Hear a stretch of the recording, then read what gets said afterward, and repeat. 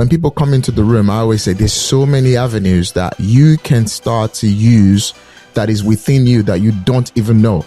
But it's the awareness of it. And this is one of the reasons why I started the Wealth and Business podcast, because at every single point in time, we all have our audiences, you know, whether it's going to be 5,000, 10,000, we have a world full of over 7 billion people. So imagine the number of people that's still not aware of what you guys just shared right now, not knowing that you can monetize a website, not even selling a product.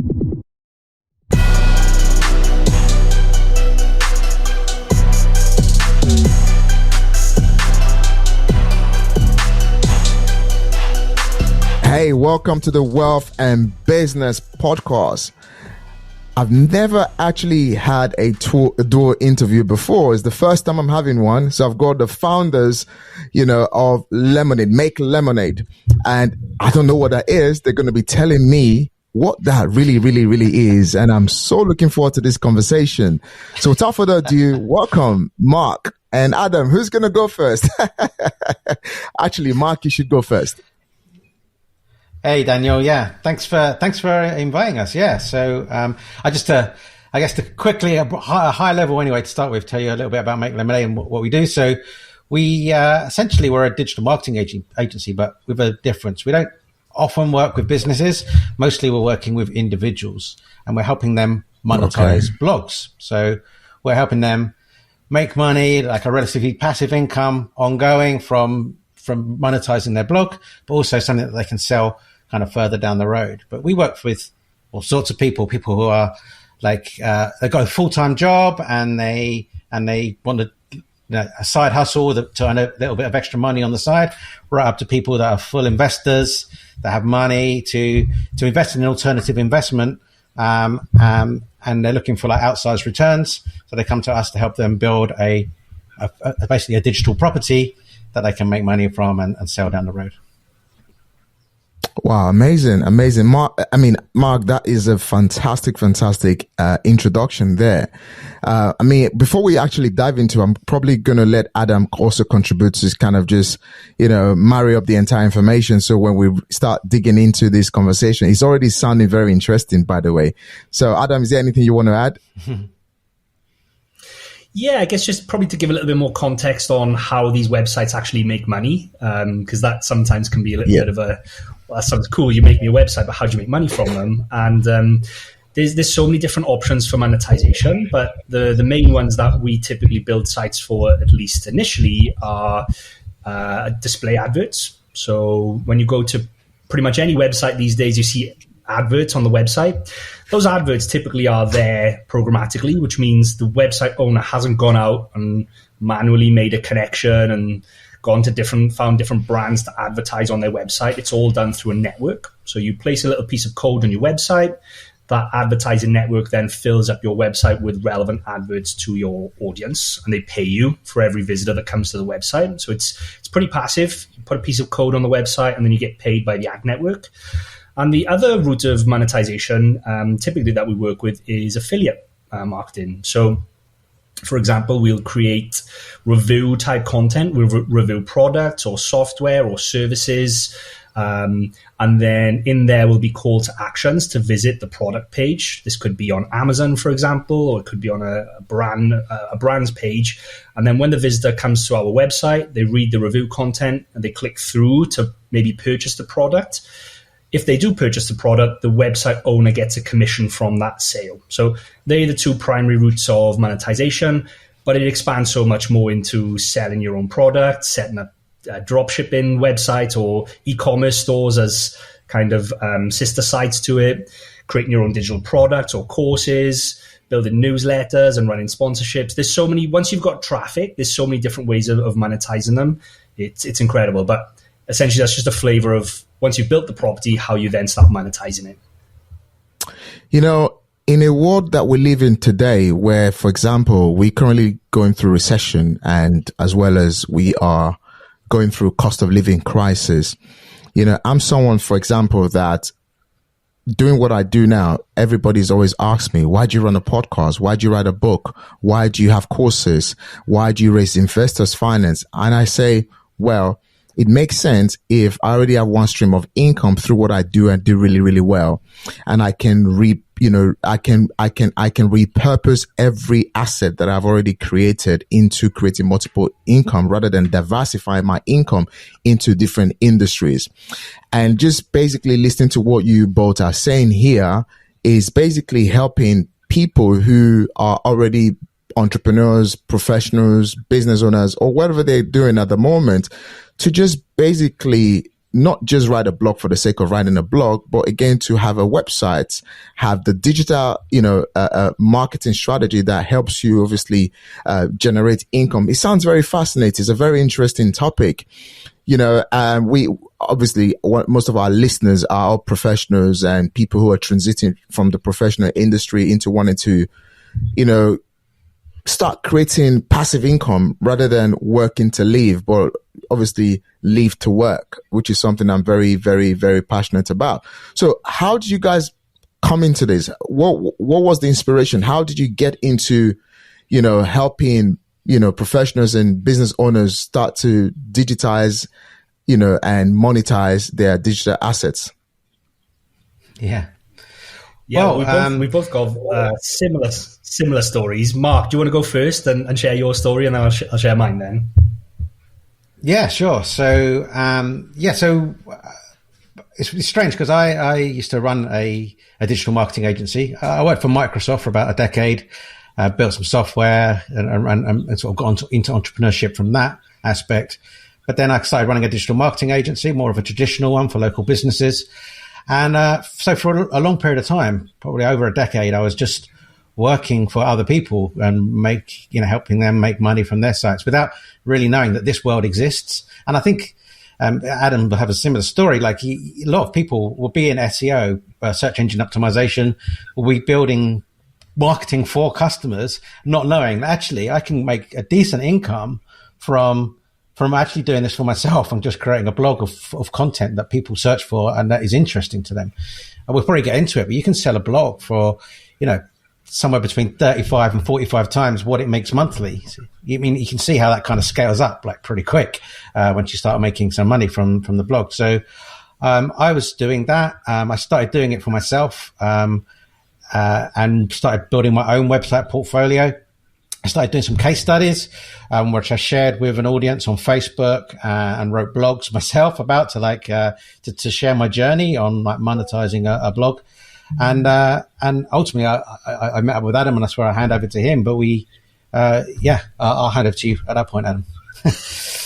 Yeah. So very similar to Mark. I didn't own a digital marketing agency, but I was working for a digital marketing agency, doing these kinds of things, SEO services for for clients essentially. And then I was introduced to a marketplace where you can buy and sell these types of websites. There's lots of different ones. We actually have our own marketplace now where you can buy and sell these types of websites. But essentially, I had some savings. I'd seen a website for sale on a marketplace. It was talking about grilling and barbecuing and smoking. As you can tell, I'm a big foodie. I love my foods. I think this is great. I'd love to own a website about grilling meat and things like that. I'm the most unhealthiest person who'll meet, by the way. Like Mark will tell you, I don't eat any salad. I don't eat any greens. It's all about the meat. So this was perfect. And this website was making around $300 per month from Amazon. So it was reviewing products, grills and cooking accessories, sending people off to Amazon to buy these products. And it was for sale for just over $10,000. So most of these things are listed in dollars. It's because most of the biggest chunk of the audience is in the US that does this. But essentially, I bought this website with my savings, pretty much all my savings.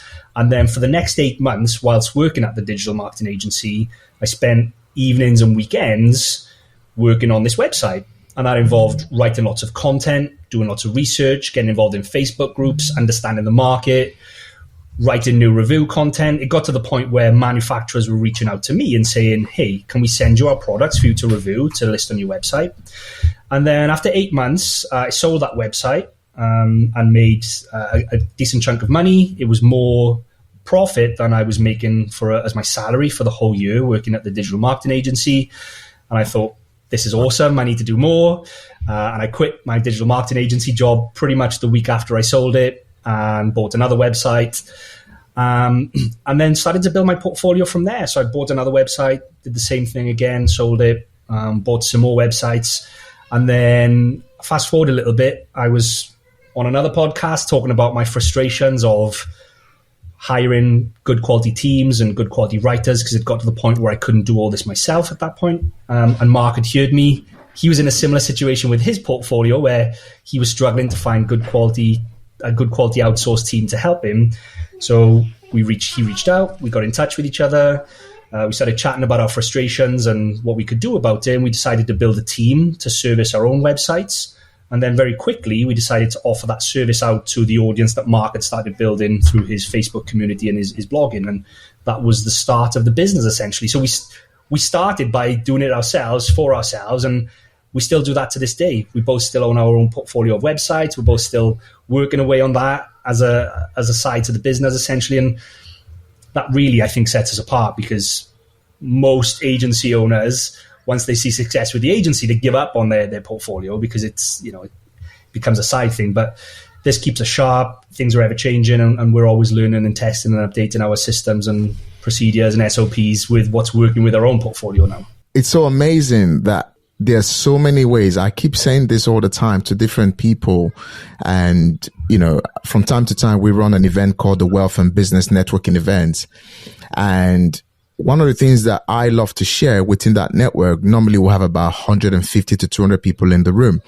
One of the things I always like to share to people is there is so many avenues to creating wealth. There's so many avenues to creating wealth. Obviously, I'm a property developer, a property investor, and it's like what I've been able to do within the property space for myself. And when people come into the room, I always say there's so many avenues that you can start to use that is within you that you don't even know, but it's the awareness of it, right? And this is one of the reasons why I started the Wealth and Business podcast, because at every single point in time, we all have our audiences, whether it's going to be 5,000, 10,000, we have a world full of over 7 billion people. So imagine the number of people that's still not aware of what you guys just shared right now.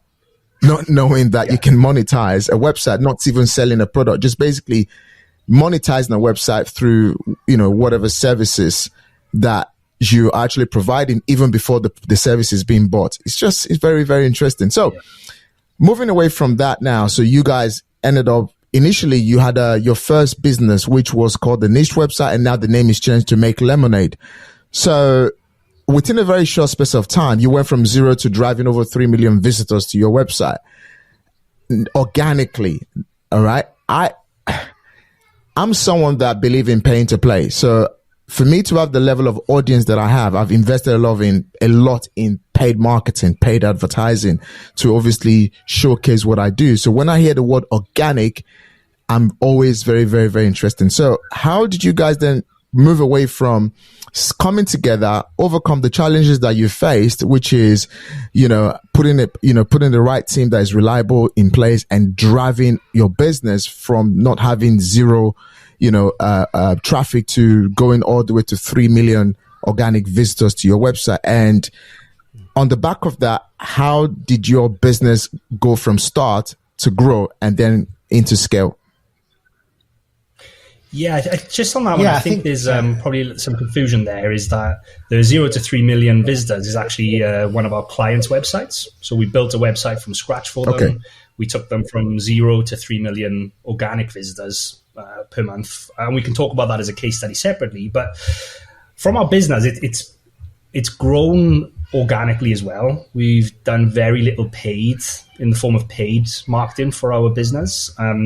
And essentially, it's all been through sharing knowledge, sharing mine and Mark's years of knowledge. So to start with, we had Mark's Facebook group, which Mark was already sharing some of his knowledge. He was sharing his journey of building his website, essentially his portfolio of websites. So that was the start of it. But when we started the business, we then started a podcast and a YouTube channel, and we started going on other people's channels and literally giving away 100% of our knowledge. So rather than just talk in general about how we would build a website, we would literally show people over the shoulder video of this is how we do it. And instead of saying to people, this is how we do keyword research at a general level, we would film it and say, this is how we do it, and literally give away 100% of our knowledge. And people thought we were a little bit crazy, because why would you then want a service if we've just given you all the answers? But we were comfortable in the knowledge that, some people would go away and take that knowledge and apply it themselves, but there would also be a group of people, a subset of people, that would say, awesome, I don't have the time, or I don't even have the inclination to want to learn what you've just shown me. Can you do it for me? And essentially, we built our service on the back of that group of people that says, awesome, you've just shown me that how to do it, and you've shown me you are an expert in this. I don't want to do it myself. Can you do it for me? And that started a flywheel. We started going on other people's channels. People loved having us on there because we were sharing things that other people wouldn't share, or were frightened to share because they were frightened of giving away all their knowledge. And that created an organic flywheel then of people reaching out to us and saying, hey, can I come on? Can I work with you guys? How can I work with you? How can you help me do X, Y, Z? And essentially, we went from a team of me and Mark 3.5 years ago at our peak to a team of around 170 full-time employees. So in the space of 3.5 years. So it grew very quick as a business. Wow. 3 years ago, that's COVID. That was lockdown. We literally started 2020. in December, and lockdown happened in the March, I believe. So it was literally months before COVID. So while everyone was getting depressed, while everyone was worrying about the uncertainty and just sinking their heads in the sand, you guys came out of a business that is now gaining some fantastic momentum. So how do you overcome the mindset in that season, in that period? Because this is quite a very interesting conversation right now, because in lockdown, everybody was backing off, right? And you guys backed, instead of backing off, you guys backed up. So which is backing up means you took action, you scaled, you helped more businesses grow, you helped more businesses win. You took websites, from 0 to over 3 million. And obviously you started your podcasting, giving values, your YouTube channels, giving more value, your community. What was the mindset around this? Because I think it's quite important, because sometimes people focus on the money, but people don't actually focus on the mechanics that goes around in the mindset of an entrepreneur when things are not working. Instead, you're doing everything against the odds to make things work. What was the mindset? Yeah, I think, it's hard to tell because we can't compare like side by side, like what a COVID world was like and what a non-COVID world was like. But we kind of got the feeling that actually it was slightly beneficial for us because people were like laid off, getting paid a salary or a certain amount of money, but like not having to work. So they were sitting there like, what shall I do? And a lot of people were feeling uncertain about like their jobs and job security and having rethinks about their life and like, do I want this job? What should I do? And I think a lot of people decided, I need to like work out some other way of getting an income, or how do I get out of my job? I've got all this time at the moment. What do I do with this time? And this, I'm getting paid as well. Those people that were kind of, I can't even remember the term now. It seems so long ago. Where you're getting like 90, 80, furloughed. I can't remember what it was. Furloughed. Yeah. People were furloughed, right? So they had money coming in and just sitting at home. So I think they were just like, ended up finding us and thinking, this is great. I can I'll feel a bit more secure if I had some other income stream.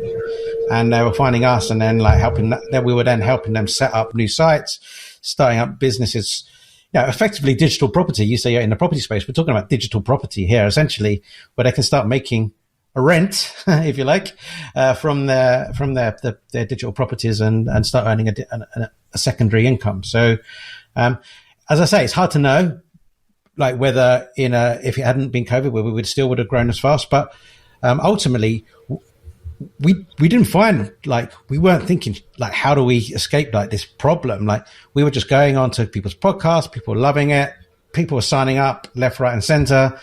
The first year was just exploded into like 65 people or so, and so we weren't really thinking how we're going to survive this kind of period of uncertainty during COVID. We had a business that was flourishing, I really love that because, go on. Oh, I was just going to say, all that sounds great, but it's probably worth sharing a story when we literally the first couple of weeks of when we started of how we almost failed within those first couple of weeks and how we overcome that and basically the mindset of that, because that was hard the first couple of weeks. So to give you some backstory. On my own personal portfolio of websites, I'd been using another agency for some content. And I was quite happy with the level of content that they were creating. And then when we started our business, initially we didn't really want to build our own team of content writers. We thought we would provide the strategy and all the surrounding bits, and then we would have someone else write the content. And we talked to this agency and we said, hey, look, we're going to start, we expect to have couple of 100,000 words of orders. Are you able to handle that? And they said, yeah, no worries. We can do that. It's all good. Same level of quality will come through. And we said, awesome. So we opened our doors. We took a couple of 100,000 words of orders, and then we sent them off to this agency. And then what came back was absolute garbage. It was clear that they couldn't handle that kind of scale. And they'd outsourced it to non-native English speakers, and some of it just didn't even make any sense. And they were unwilling to help rework that content. And me and Mark were left in this situation now where we just started a brand new business. We'd offered a service, and what had come back to us was horrible and basically was not what we wanted to give back. So for the first couple of weeks, me and Mark, we closed the service or paused the service and said, hold on, we need to pause for a minute. And we sat there all day, all night, weekends. I remember texting Mark at 2 a.m. on the weekend saying, just finish another article. And we pretty much rewrote ourselves most of that initial content. And it was hard. We got it to the point where it was passable and it was of a good enough quality that we were happy with. And essentially, those orders went out and everyone was happy. And then we realized we needed to build our own content team. But the business literally could have failed there and then if we hadn't had the mindset to say, right, let's pause. We've got to roll up our sleeves and we've got a lot of work ahead for the next couple of weeks and fix what's currently broken. And then how do we overcome that? And the answer was essentially, let's start recruiting, let's start vetting, let's start hiring our own in-house content team where we can train them and we can control the quality. We did that. We got our first couple of writers on board and then we reopened the service and sold another couple of 100,000 words. And the service was smooth from there on, essentially. And that's where the growth really started. And we started ramping up hiring and training and processes and that kind of stuff. But it was touch and go those first couple of weeks whether we even wanted to continue based on that initial blip. Wow. Very, very interesting. Very, very interesting conversation right there, because sometimes you can't do all by yourself. And sometimes the moment you go into the growth phase of your business where you're trying to bring people in, I think I always say this from personal experience. The moment I remember the very first time I started getting people in my team. So I started by having a personal assistant. In a space of 12 months, I had to fire 3 or 4 personal assistants because, just getting them to think in the right direction and actually getting them to pay attention to the document and what you've given to them was quite difficult. And it can be really, really frustrating. And when, and that frustration alone is not just on you. It's on the business. It's on your income that you're trying to generate from, for your business so that you can scale. And without you getting it right, it's not going to go anywhere. And most entrepreneurs and most professionals who are looking to go from a start phase of their business to a growth phase of their business, one of the biggest part is actually training the team, getting the team to be aligned with the vision of the company. Just like most people don't understand the definition of a company. The definition of a company is multiple people coming together, all right, to function in the vision of the, of those who are behind the vision of the company. So for example, the vision of your company will be, generated by Mark and Adam, and getting people to come in, understand it, and then bring it to fruition can be very, very, very challenging. So, well done on you guys for being able to do what you do now and help a lot of people win. So let's now move away from the audience just knowing you. So I'm going to use myself as an example. All right. So over the last 3 years or so, I've managed to build a following of over 120,000 across all my social media. I've generated at least, if I'm right, just under 20,000 email list. I have a podcast. I've got strong social media presence. I've been featured on multiple articles. Now, break this down to me, how I can, not just the fact that I'm strong on, I've been able to build a small social media following of 120,000 followers. The only three things my audience do for me at the moment is I educate them on how to build wealth using property. I educate them on how to build an unforgettable business and personal brand. So, because this is something I personally have been able to achieve, I've been able to achieve an unforgettable presence on social media. Now, most professionals on social media don't use social media correctly, because a lot of people think social media is for me to post the food I'm eating and get likes and happily ever after. But that's not the case. You should be able to use social media to promote what you do. You should be able to use social media to promote, value to others.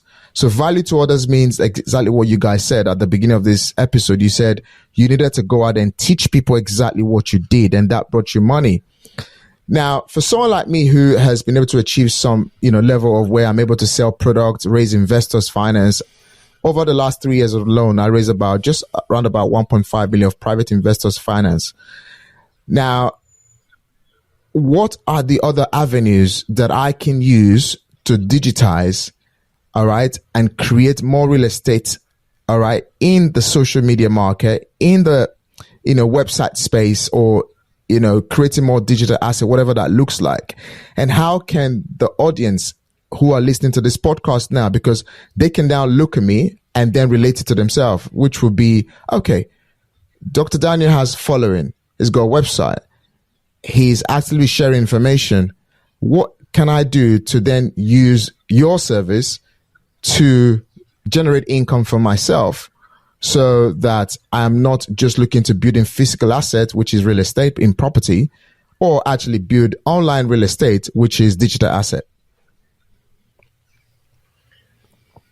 Yeah. So I think the obvious answer really is essentially to create content around what you're already talking about and what your guests are searching for. So at the moment, you've got a presence on social media and you've got a presence across these other channels, but I'm not sure about in terms of your website, in terms of the content on there, but there's going to be thousands, hundreds of thousands globally, or in the countries you want, potentially millions of people that are searching for information on how to get started in property investing, what a good deal looks like, how to find these deals, or basically all the, I guess what you would call bottom of the funnel kind of questions, question and answer based content, where they might not go to social media for that answer. They're probably going to go to a search engine. They're going to go to Google, and that's where they're going to start their search. Now, there's websites out there which are capturing that search traffic. You can use a service like ours, where we will do a deep keyword research plan. We look at what the competitors out there talk about, what kind of content they cover, how they cover it.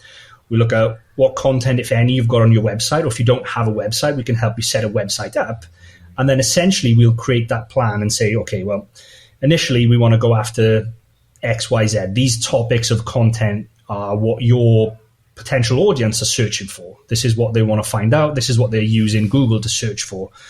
And then we'll create content that answers those questions. We'll put it on the website. We'll add images. We'll make it look nice. We'll add all the SEO friendly bits, essentially, which means that it's got the best chance of ranking in Google. So when someone searches for that, your website appears and they click through to the website, they read your content, and from there you can funnel them into your monetization, whatever that looks like. That could be into your courses, into your listening to your podcasts, into your fund where you're looking to raise funds. But the good thing about SEO, well, there's a good and a bad thing. The bad thing, I'll start with the bad thing about SEO. The bad thing about SEO is it takes time. This is not going to be you create your content today and you're going to get to the top of Google tomorrow and you're going to start seeing visitors and traffic and revenue from that. This typically takes at least 12 months to start seeing some traction. So it's a long game. But once you've got that traction and once you do start ranking in Google and you do start seeing those visitors come in, it's almost passive. I say almost because there's still maintenance to do.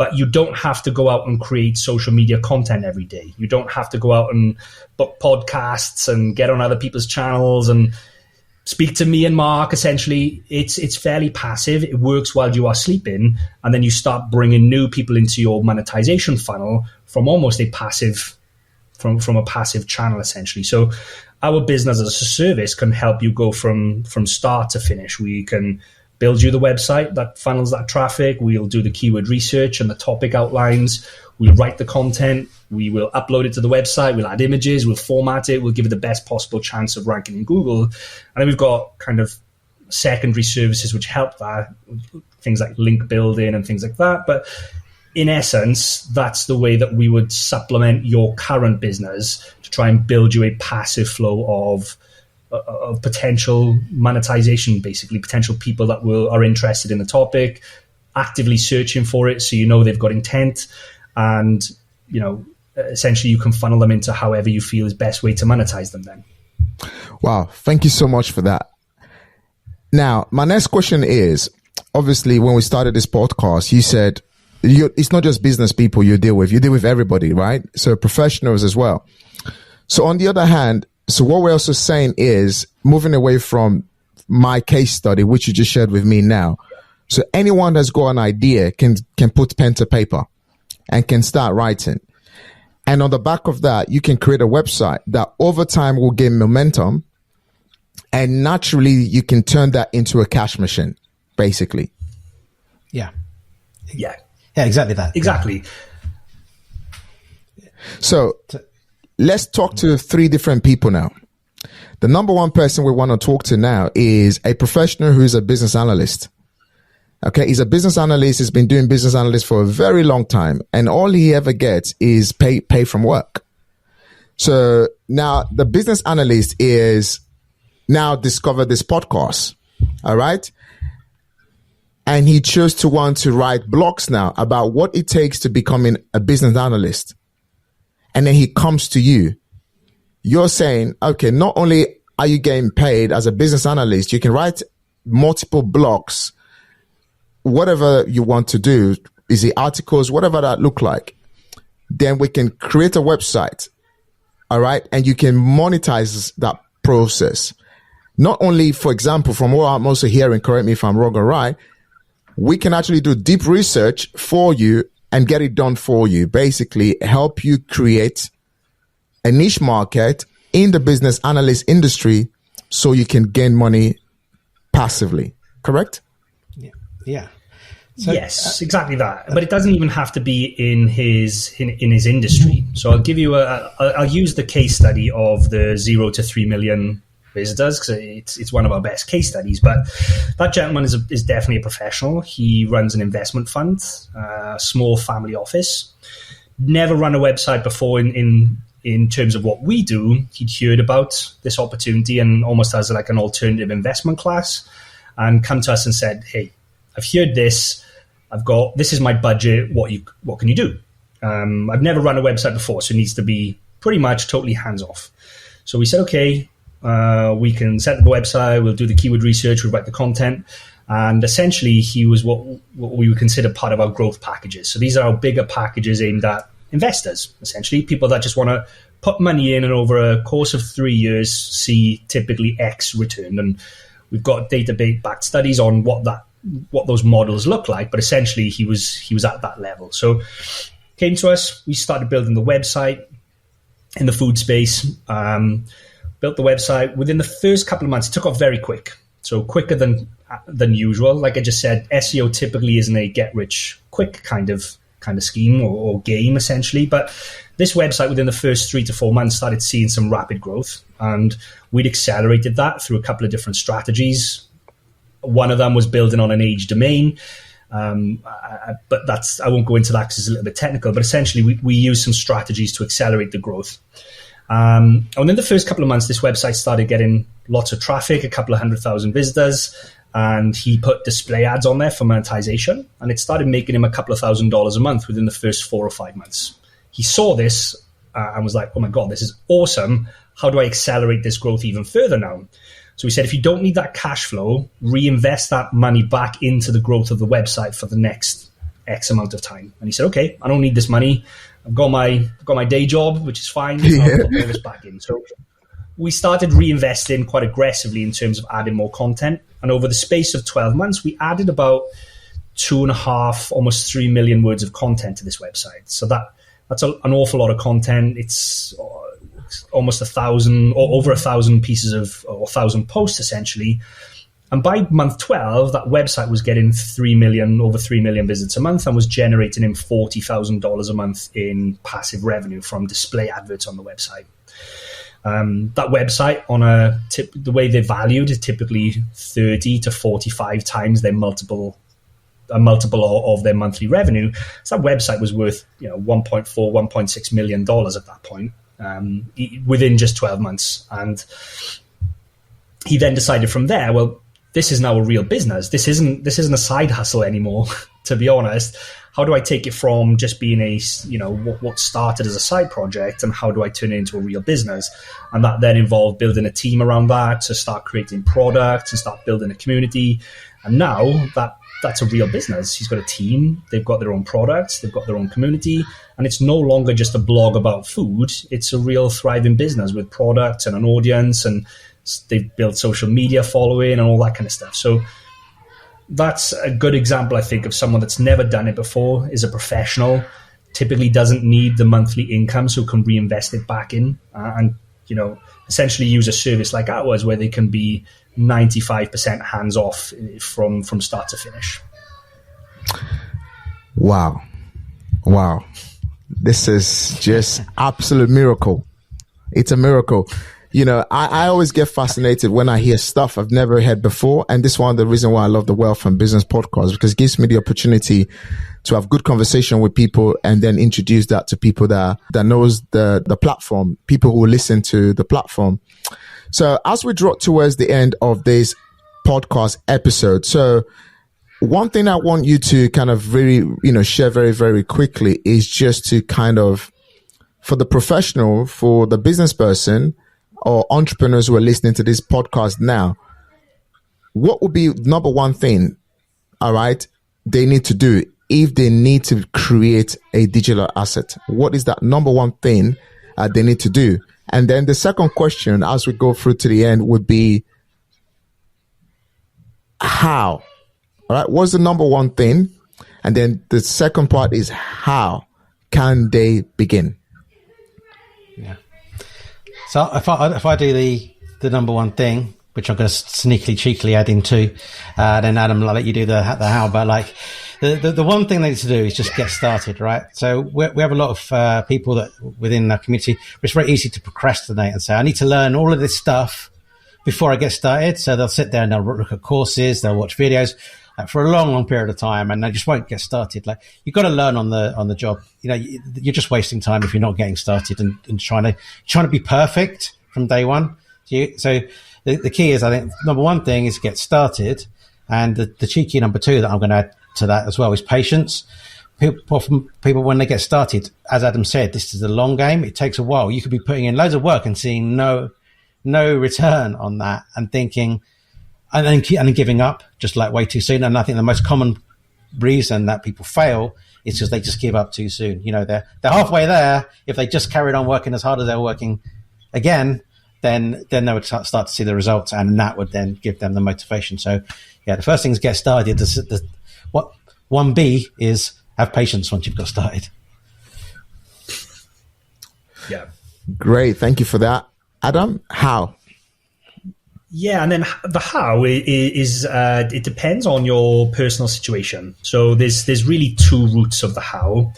The one is to do it yourself, and there's plenty of information out there where you can learn this stuff. Like I say, me and Mark, if you go and watch our YouTube channel and go back to the beginning, essentially, there's videos where we cover pretty much every single aspect of how you do this from scratch for yourself. But if you're going to do that, then you've got to be prepared, like Mark said, to put in time to learn it, effort to then implement it, and then patience to wait and see that working and come to fruition. Just a little kind of professional tip: if you are going to do this yourself, then pick a topic that you are passionate about. It's super easy to give up if you are writing content about something you're not interested in. So your data analyst guy, if he's going to get started and he wants to go the route of doing this himself, pick a topic that he's passionate about. That doesn't have to be data analytics, but it could be he's interested in, maybe he's got a pet Labradoodle, for example, and he wants to create a website all about Labradoodles because he loves them. Like, pick something that you're interested in and passionate about, so you can keep going through those dark times where, you know, you're putting all this work and you're not seeing a ton of traction initially. The other option is to use an outsource provider, someone like ourselves that has the knowledge and experience already built in. Sure, it's going to cost you more than just your time. You're swapping time for money, you're swapping money for time essentially then. But in that case, you can pick any topic. You don't have to be passionate about the topic that you pick, because you're going to outsource it. You don't have to then grind away for days and days yourself. You're paying someone else essentially to do that heavy lifting for you. And essentially you are paying for that team that has done this process hundreds of times. So they've got the processes nailed down and the experience nailed down. So there's really two routes. And then within those two routes, there's actually another two ways to do it. Not to complicate it, you can either build a website from scratch, which is where essentially you start with an idea, you do your research, you start writing the content, or you can go the route, if you've got capital, where you buy a website, you buy an already established business. And typically, like I say, you'll pay 35 to 45 times the monthly revenue. If a website is making $1,000 a month from display adverts, you'll pay $35,000 to $45,000 for that. However, it's cash flow positive from day one then. As soon as that's in your ownership and it's your code on the website, you start receiving that cash. And if you're in the fortunate position where you've got money to invest, you can then take that cash flow and start reinvesting it back into the growth of the business. And I know you're a property guy, Daniel, so I literally do like a quick analogy between buying a property and buying a website. For a house, essentially, you are looking for an undervalued property at auction potentially, or a deal below market value. For a website, you're either looking for an undervalued website where you think there's quick wins. So you think, I'm going to buy that website and I can do X, Y, Z within the first week. And I know that I can increase its value. Once you've bought your property at auction, probably the next thing you want to do is you want to renovate it. You want to install a new kitchen and a new bathroom. With a website, as soon as you've bought that, you want to start renovating it. You might want to change the design. You might want to update the way it looks to improve click-through rate. You might want to start adding new content and essentially renovating the website. With your property, once you've renovated it, you want to install tenants and you want to start receiving that cash flow. With a website, you don't have to install tenants, but you receive cash flow from the day that you have it. And then essentially you can, similar with the property, you can choose to keep that cash flow going for months or for years, essentially, as just a cash flow asset, same with the website. Or you can choose to sell the property and sell the website and realize that capital appreciation because of the improvements that you've done, essentially. So it's very similar to property. It's digital property, essentially. The process is this, or the high-level process is the same. It's obviously different installing the kitchen and writing content, but you get the picture of how it's quite similar to property. Definitely. I absolutely get it, and really looking forward to working with you guys as well, and definitely bringing you back on the podcast so we can deep dive into this conversation so the audience can actually get more insights on how this can go. For me, I totally understand the importance right now of creating a positive digital footprint that can easily be monetizable. Gone are the days where people only want to deal with the likes of the big boys, Virgin Medias and, the British Telecom and all of that. For example, people are not looking to deal with the Talk, the people, the other smaller companies because of something they're doing completely right. So, and this is the era that you also have to look So people are building personal brand now. And you can actually use personal branding to deliver a blog about something and then get monetized eventually later. I mean, the monetization game is not overnight. I completely understand. And I'm sure the audience will, understand that as well. But we're in an era where everything that we're looking for right now is all on the internet. So whether you're looking to build a fixed asset, all right, like property, or you're looking to create a digital asset, which eventually you can leverage whatever you've produced electronically to actually own real estate assets in property, which is fixed. So, Adam and Mark, thank you so much for joining me on the Wealth and Business podcast. Now, the show notes is going to have your links to your websites and your social media. Is there any one thing that you like to share with the audience just before we finish this podcast episode? Is there just one thing you like to share to the audience, to the reason why they need to start building their digital assets at the moment? I think for anyone who's looking to diversify, this time of uncertainty as well, the economy's tough, at the moment, just having that security of that additional revenue stream is, I know for Adam and myself, it's nice to have that. Diversifying kind of your income is good. So I think for anyone who's interested in that, but also just people that are interested in investing and they've got an opportunity to invest, definitely it's something that it's kind of low touch compared to a lot of physical stuff and other kind of businesses. So it's quite nice in that way. So if you are looking to invest and you like the idea of alternative investments, then I think it's definitely something to kind of take a look at. I guess one thing that we didn't mention was that we apart from helping people grow, we also help people sell their businesses. So we have a marketplace that we've just launched with the rebrand. We've currently got 3 sites on there, which is in fishing, heating and air conditioning, and then robotic vacuum cleaners, to give you an idea of the diversity of the businesses. So we've got those. People can buy those right now on our site. But we also have what we call a concierge service, where you tell us kind of the parameters of the investment and the business you're looking for, and we'll search all of our private connections, all of the marketplaces out there to find the right business for you. So, and then we'll use our experience to do due diligence on that business, make sure that the revenue streams are what they say they are, and that they've got upside and growth potential. And so we'll kind of put together a growth plan and things like that for you. So we're also helping people acquire businesses as well. Great. Fantastic. Thank you so much for sharing this additional information. So I'm just going to say thank you so much for joining me on the Wealth and Business podcast. Definitely, I'm going to be bringing you guys back. There's so much synergy. There's so many things that you've just opened my eyes to, and we're definitely going to have a more detailed one-to-one chat. I can't wait to bring you guys back, and as well as bring you, to come and share this information at the live events as well, because normally when we have people on the podcast, we do also bring you to our live events so our audience can kind of meet you in person and know more about what you do. So thank you so much, Adam, Mark, for being on the show. And I'm looking forward to seeing you guys again. And yes, have a fantastic day. Guys, don't forget to listen to this episode. Share this with a friend of a friend. You want to know more about wealth creation. Wealth creation is not just real estate and property alone. Real estate is basically anything out there that you can create that can generate you an income, especially now in the world of media, online presence, websites you've just heard. So get to work, take action, and I'll see you at the top. Take care, everyone, and have a fantastic day.